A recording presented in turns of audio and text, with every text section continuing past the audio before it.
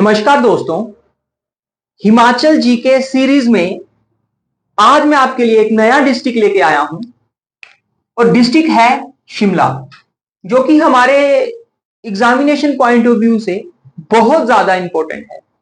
अब देखिए, हमारे दो ही जो डिस्ट्रिक्ट्स हैं वो अभी बचे हैं, ना बचा है, बाकी हम 10 के 10 जो है वो कर चुके हैं। तो आज शिमला करेंगे। शिमला की सबसे पहले हम जियोग्राफी देखेंगे। तो शिमला में अगर गठन की बात करें तो शिमला का गठन जो है वो 1972 में हुआ। शिमला का गठन कब है? 1972। अब हम जानते हैं इससे पहले जो शिमला क्षेत्र था ये महासू था, महासू में आता था। ठीक है जी, महासू से निकला। और विधानसभा क्षेत्र यहां पे 8 है। विधानसभा क्षेत्र कितने हैं? 8।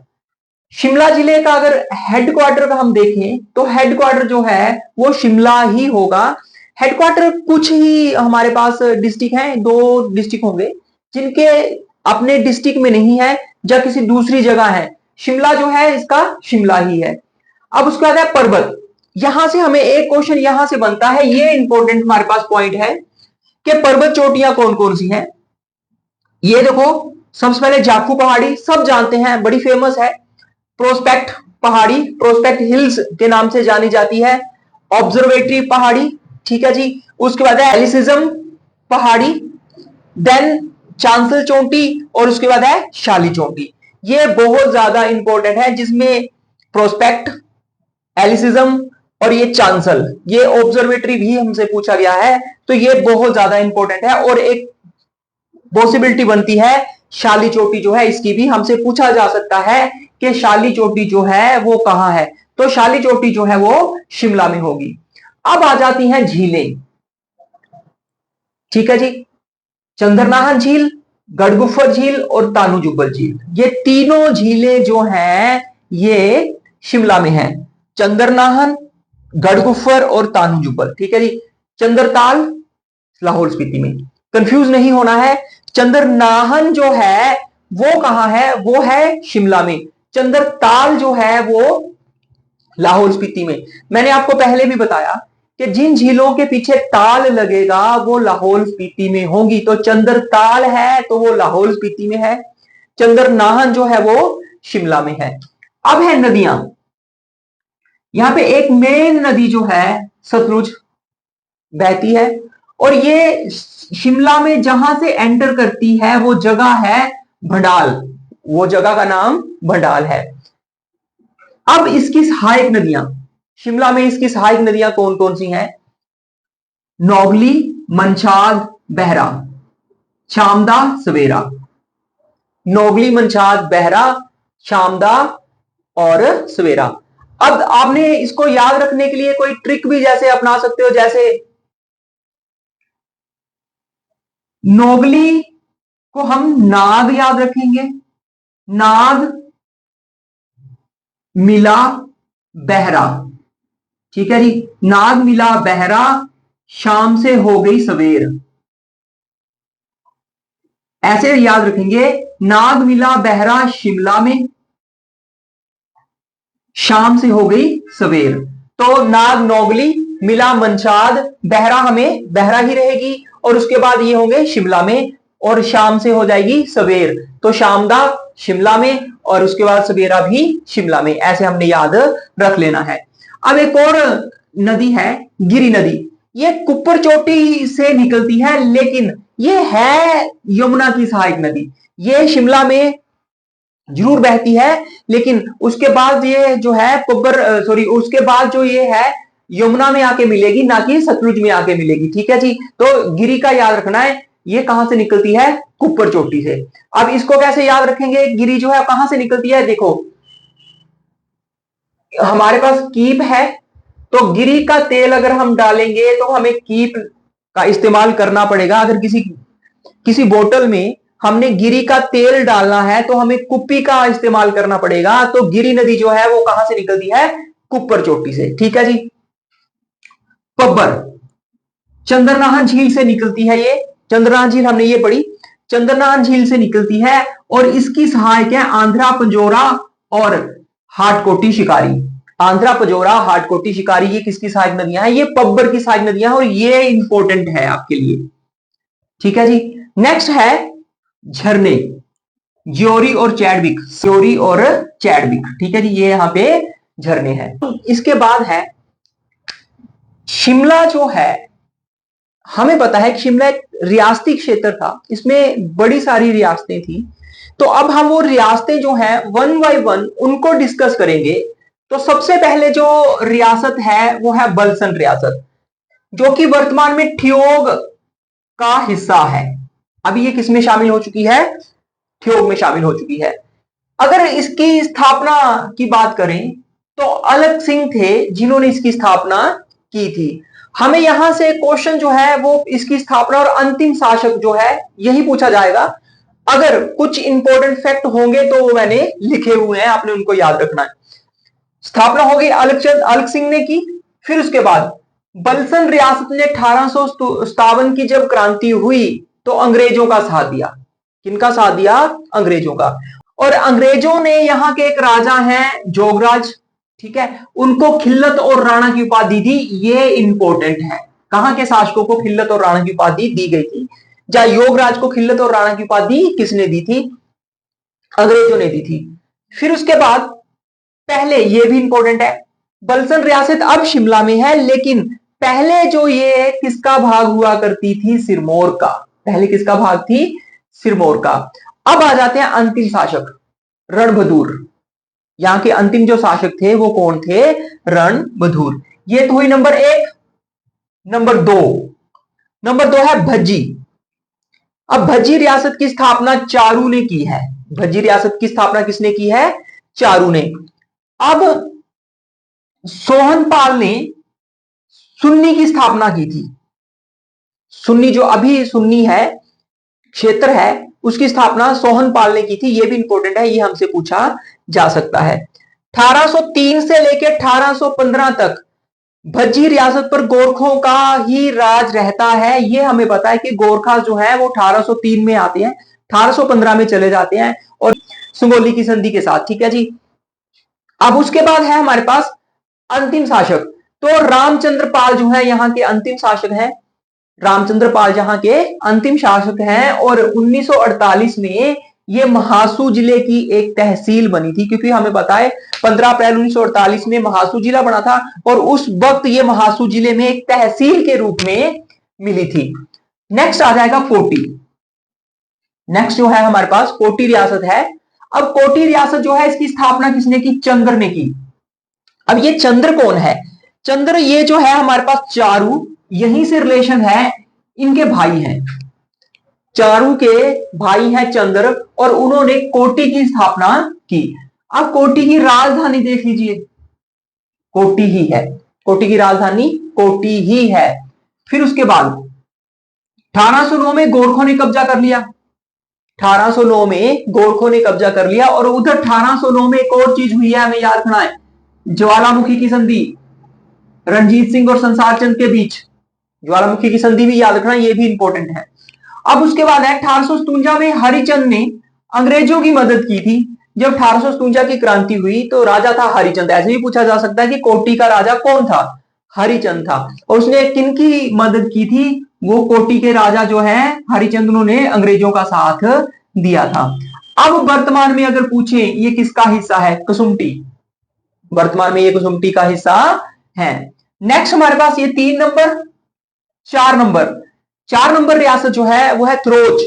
अब थ्रोज की स्थापना करने वाले हैं किशन सिंह। थ्रोज की स्थापना किसने की? किशन सिंह ने की। करम सिंह गोरखा आक्रमण के समय 1815 में गोरखा आक्रमण हुआ थ्रोज पर, और गोरखा आक्रमण के समय यहां राजा थे करमचंद। कौन थे? करम सिंह, सॉरी, कौन थे? करम सिंह। फिर उसके बाद है हमारे पास अंतिम राजा सूरत सिंह। अगर हमसे पूछेंगे थ्रोज के अंतिम राजा कौन थे? सूरत सिंह। पहले राजा कौन थे? किशन सिंह। 15 अप्रैल 1948 जब डिस्ट्रिक्ट बना तो ये मिल गया था चौपाल में। तो चौपाल कहां है? शिमला में। तो अभी ये किसका एक भाग है? शिमला का ही भाग है, चौपाल में। नेक्स्ट जो है वो है कुमार सेन। तो कुमार सेन की स्थापना जो है किरात चंद ने की थी और ये जो किरात चंद हैं ये गाया से आए थे, और गाया कहां है? बिहार। गाया कहां है? बिहार। जो पिंड देने के लिए जाना जाता है, कोई मृत व्यक्ति है उसके पिंड जो है वो गाया जाके दिए जाते हैं उसकी मुक्ति के लिए। उसके बाद है हमारे पास, जब गोरखों ने आक्रमण किया तो बुशहर का भाग था कुमारसेन। ये हमें याद रखना है कि गोरखों के आक्रमण के समय कुमारसेन किस रियासत का भाग था? तो ये किसका था? बुशहर रियासत का भाग था। अब इसके बाद है अंतिम राजा। तो इसके अंतिम राजा थे विद्याधर सिंह। अंतिम राजा विद्याधर सिंह थे, और 15 अप्रैल 1948 को शिमला जिले में मिला, और उस वक्त शिमला जिला तो जो था वो महासू है, ये हमें पता है। नेक्स्ट जो हमारे पास आती है रियासत, वो है देलत। कौन सी है? देलत। अब देलत की स्थापना जो है वह पृथ्वी सिंह ने की। दहलीज जो है वो पृथ्वी पे होती है, तो देलत की स्थापना जो है वो किसने की? पृथ्वी सिंह ने की। 1815 ये बुशहर रियासत की ही जागीर थी। 1815 मींस गोरखों के आक्रमण के समय, जब गोरखों का अंतिम आक्रमण था यहाँ पे, क्योंकि गोरखे जो 1815 में चले जाएंगे, तो ये अंतिम चरण है उनका। तो उस वक्त बुशहर की जागीर थी। वर्तमान में ये रामपुर बुशहर का भाग है। रामपुर बुशहर शिमला की एक तहसील है। नेक्स्ट आ जाता है धामी। अब धामी जो है हमें गोलीकांड के नाम से भी याद आता है। धामी गोलीकांड भी हुआ था 16 जुलाई 1939 को। धामी गोलीकांड कब हुआ था? 16 जुलाई 1939 को हुआ था। ठीक है जी। इसकी स्थापना गोविंद पाल ने की थी, और स्थापना जब हुई उस वक्त ये बिलासपुर की जागीर थी, कहलूर में थी ये। 1805 से लेकर 1815 तक गोरखों का कब्जा रहा यहाँ पे।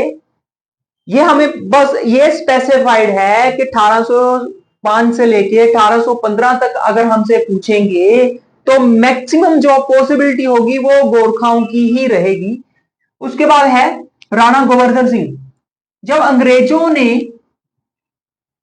क्रांति हुई हमारी अंग्रेजों के साथ, जब 1857 की क्रांति हुई, तो राणा गोवर्धन सिंह जो है इन्होंने अंग्रेजों का साथ दिया। इन्होंने किनका साथ दिया? अंग्रेजों का। और धामी जो रियासत है उसकी राजधानी हलोग। उसकी राजधानी कहां है? हलोग है। तो वर्तमान समय में ये कहां है? कसुम्पटी में, शिमला का ही भाग है। अब उसके बाद नेक्स्ट आ जाता है राविनगढ़। राविनगढ़ किला बहुत इंपॉर्टेंट है, वीर प्रकाश ने बनवाया है। लेकिन रियासत की बात हो रही है, रियासत की स्थापना दूनी चंद ने की है। राविनगढ़ रियासत जो है इसकी स्थापना दूनी चंद ने की है। और अभी मैंने आपको बताया कि राविनगढ़ दुर्ग जो है वो किसने बनाया है? वीर प्रकाश ने। अंतिम राजा फतेह सिंह। यहां के अंतिम राजा कौन है? फतेह सिंह है। अब आती है जी हमारे पास इंपॉर्टेंट रियासत जुब्बल। जुब्बल जो है इसकी स्थापना किसने की? करमचंद ने 1195। 1195 जो है इसकी स्थापना हुई थी और की थी करमचंद ने। उससे पहले ये सिरमौर का ही भाग था। अगर हमसे पूछे जुब्बल पहले किसका भाग था? सिरमौर रियासत का भाग था। गोरखों ने जब आक्रमण किया तो उस वक्त राजा थे पूर्णचंद। राजा कौन थे? पूर्णचंद। और इनको उपाधि दी गई थी राणा की। किन्होंने?